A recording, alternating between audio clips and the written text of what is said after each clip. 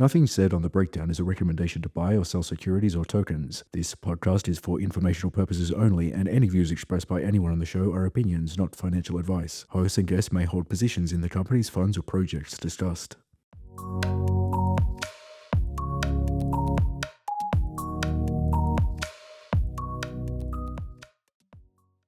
Welcome, everybody, to The Breakdown. I'm your host, David Canellis. This episode is going to be a little bit different. We have now rounded out season 0, what we're calling season 0 of the new format of The Breakdown.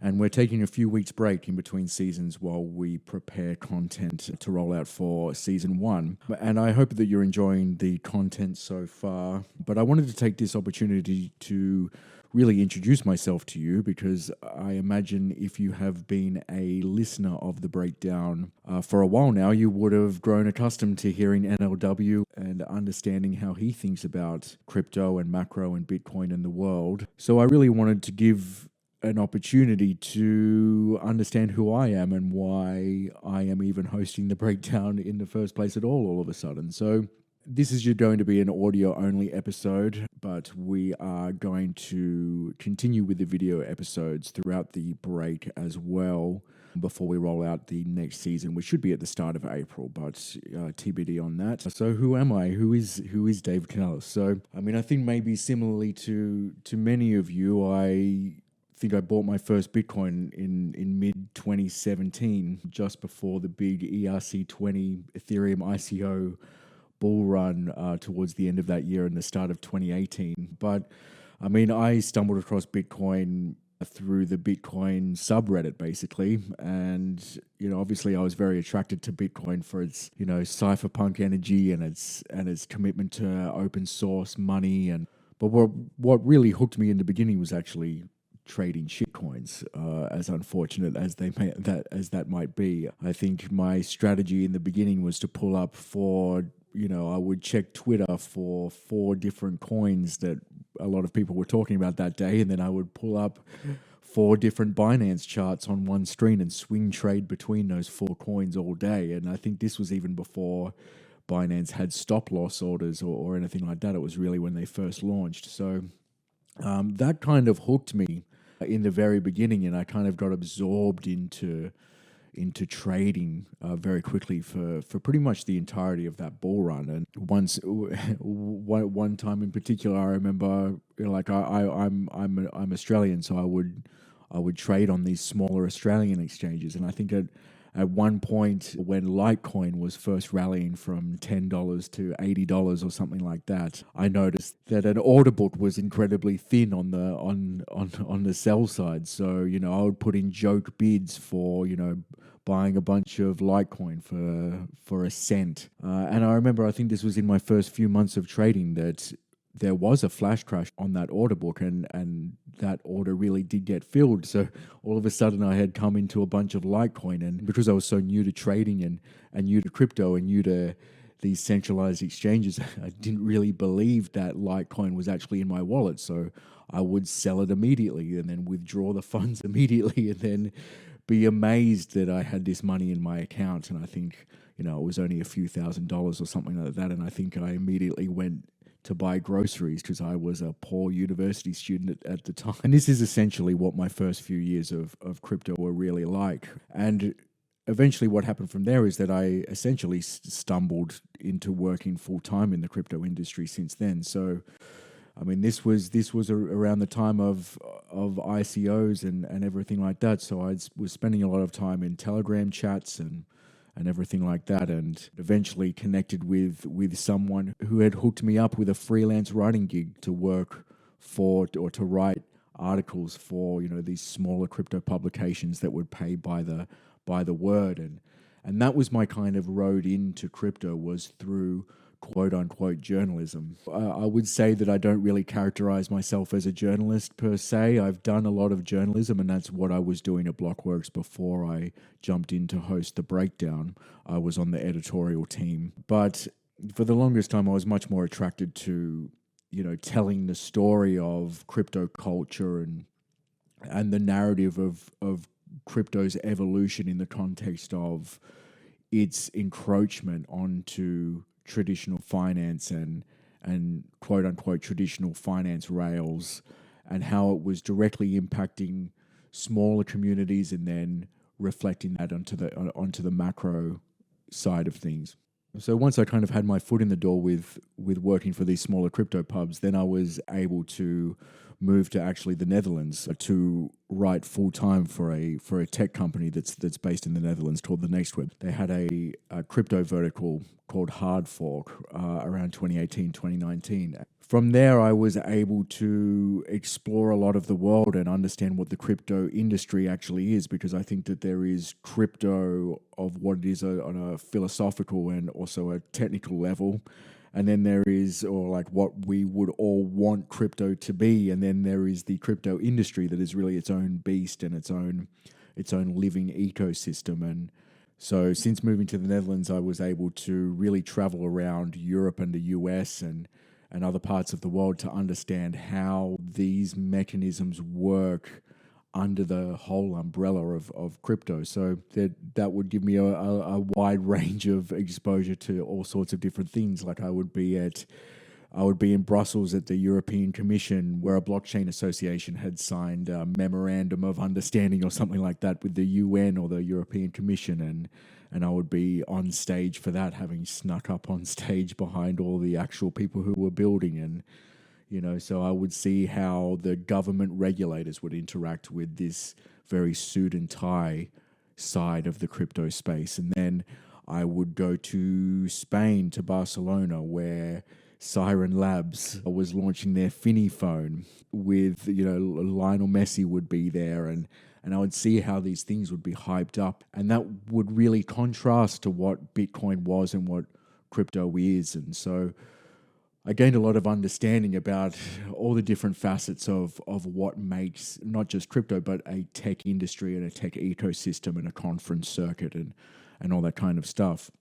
And since then, and since moving over to Blockworks, I think what has actually happened since then is that I moved over to Blockworks in 2022, and I think that this was just after the big 2021 bull run and the NFT hyper cycle. And what has really happened since then is that crypto has been, I won't say entirely institutionalized, but institutions have really arrived and shaped development and the trajectory of what these projects and coins are actually doing, and shaped the market response to what entrepreneurs and projects and developers are building. So I've watched really firsthand the institutionalization of crypto through our events at Blockworks, and that has been a very interesting experience at the same time as well, because if you were to really press me on what my political identity would be, I would mostly have to side with the anarcho-capitalists. And of course, that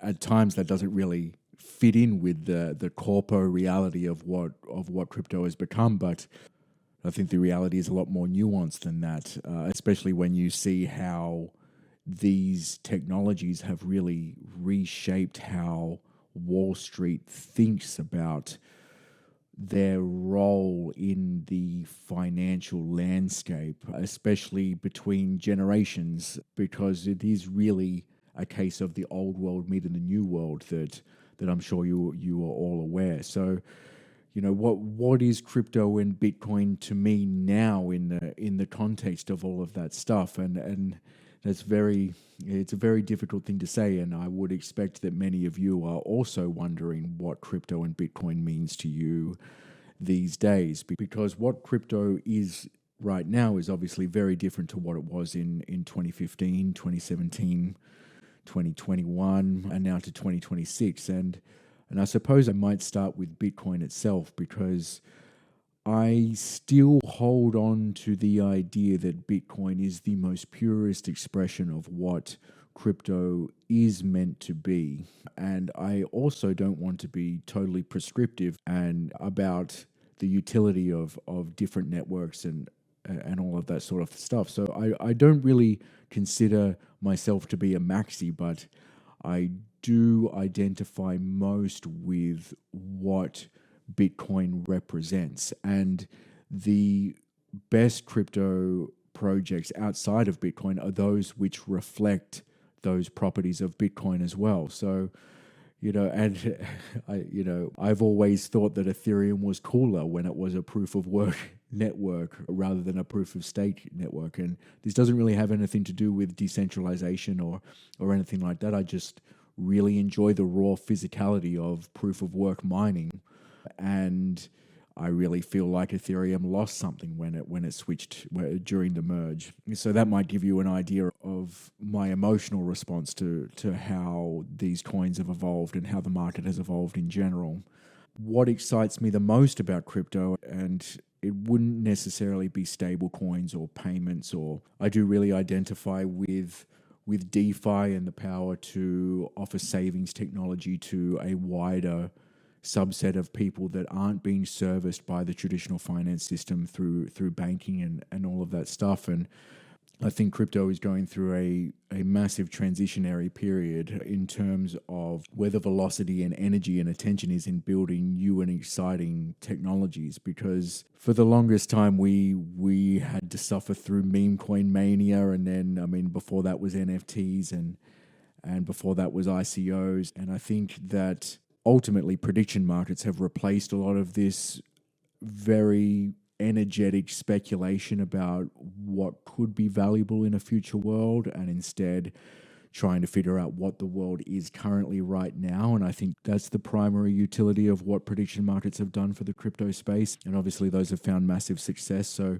I really do enjoy the idea of prediction markets, but I am still somewhat reluctant to wholeheartedly enjoy them because many of them are quite centralized in how they operate. And this is a lot of my own internal struggle with what crypto is and what it could be and what it was, in that for the longest time being a decentralization maxi was probably the easiest position to take within the crypto space. And it's something that I identified with for a long time. But obviously, we do already have decentralized technologies. We already do have Bitcoin.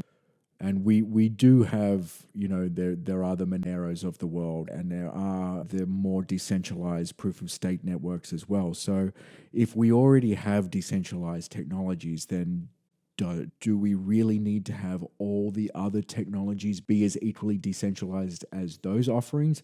I'm not so sure. So I really do see the utility in having more centralized networks or centralized products running on top of decentralized networks. But in many cases, I find it hard to connect my personal ideals with those offerings. And ultimately, I tend to find those much less interesting than the more pure play decentralized protocols that do exist in the crypto space. But obviously, at some point, that makes your world incredibly small when it comes to what you think that blockchain and crypto can offer the world. So how I feel about crypto and Bitcoin is, as it is right now in 2026, it's trying to navigate a way through this that retains some sense of connection to why I fell in love with crypto and Bitcoin in the first place. And I'm assuming that many of you are going through a very similar thing.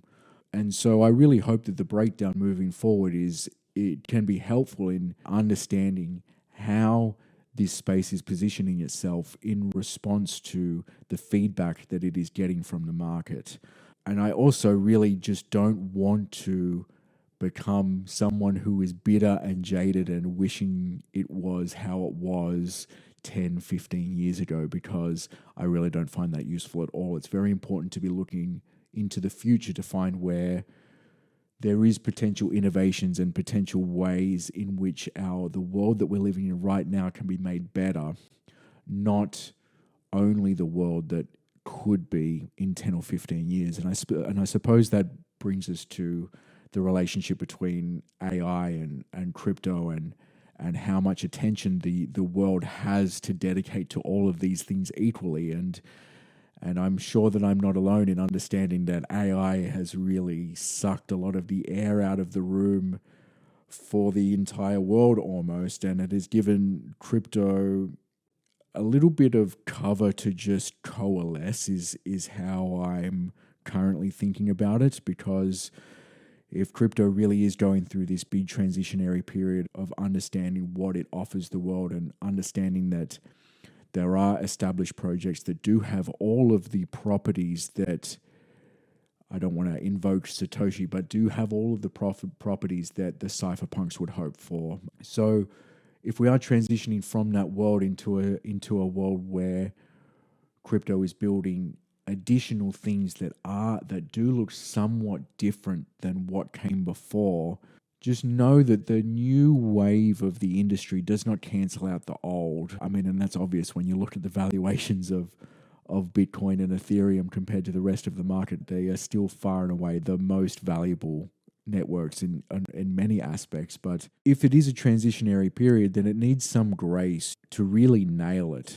And I can clearly see a lot of parallels between AI development and what crypto was doing even in 2017 with OpenClaw and AI agents. And a lot of these things are very powerful and trigger a lot of imagination. But it's clear that there aren't a lot of consumer-ready applications of AI technology outside the context of Claude Cowork or software engineering and stuff like that. And even then, we're seeing some reckoning throughout the tech giants of how to actually incorporate these technologies without sacrificing engineering efficiency and so on. So it's clear that AI is going to have to progress from here in order to really convert to major success. And it does have all of this investment momentum and capital momentum to really achieve that. But it is still going to be a few years until we see the fruits of that, in the same way that it was a few years between 2017 and 2018, and then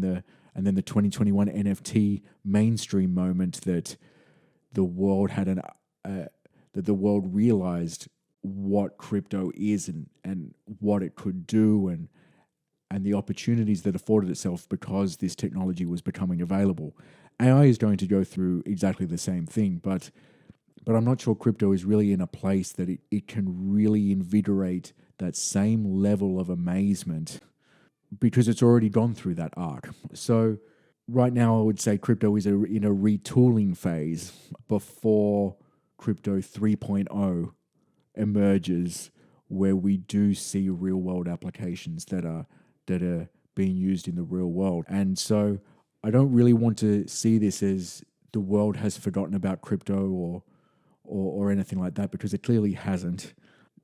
Where the attention is coming from has definitely shifted more towards institutions paying attention to what this technology can do for them and how they can access an incredibly engaged ecosystem and its liquidity to strengthen their offerings and all that sort of thing. So I actually find it quite reassuring that despite all the hype and momentum around AI, that crypto is still getting attention from a market. But it's clear that I think that we all have to understand what our own personal power is when it comes to using AI professionally, personally, and we should not forget that crypto inherently increases our individual power. So how I'm viewing crypto and AI, and it's likely that you'll see more AI content from the breakdown moving into season 1. I just want to make it clear that as much as Bitcoin and crypto are a part of our daily lives at this point, especially if you're listening to this podcast and if you're working professionally in crypto, it is, I don't want to be presumptuous, but it's almost guaranteed that we think about crypto and we talk about crypto more than perhaps we actually use crypto outside of a trading and investment context.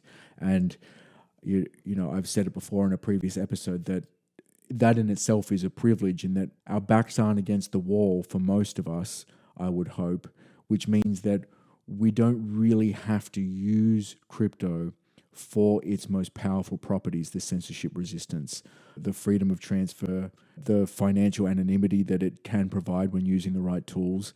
We instead can talk about it and to look at it zoomed out and how it's impacting through the finance world instead. But AI is on a different trajectory than that. We are all using AI very closely every day. And if you aren't, I'm sure you will be over the next 6, 8, 12 months. So how we interact personally and professionally with these technologies is quite different. So what I am looking for is a time when these two usage patterns converge and we are using crypto every day. And if you are already using crypto every day, then using it more every day or using it on the same scale as you are AI, that will be, I think, incredibly important to retaining some sense of personal autonomy and power in a world where we are just all using LLMs from the frontier labs and trusting these centralized AI providers with all of our own personal desires and thoughts and professional endeavors and all of that. So what I do not think that the two cancel each other out, and I understand that there is all this hype around AI agent payments and there'll be billions of agents all using crypto on chain, and maybe that will be true. I'm not too sure, but what will be key is that human beings can still control their identity and prove their identity through the technologies they use outside of the AI context. And personally, I find crypto to be the thing that solves that particular issue. But like everyone else, I'm experiencing this evolution of humanity and technology as it's happening. So I just hope that perhaps this has given you some context about who I am and how I think about things. I have really enjoyed putting together the first seven episodes of the breakdown. And I'd love to hear from you also some feedback about what you would like to see on the breakdown, what you're enjoying, what topics you would like to see covered. As I said, we're going to be expanding out from crypto and Bitcoin into more general technology subjects as well, including AI. So you're going to see a lot of different things come out from the breakdown, and I hope you enjoy. And we'll see you next time.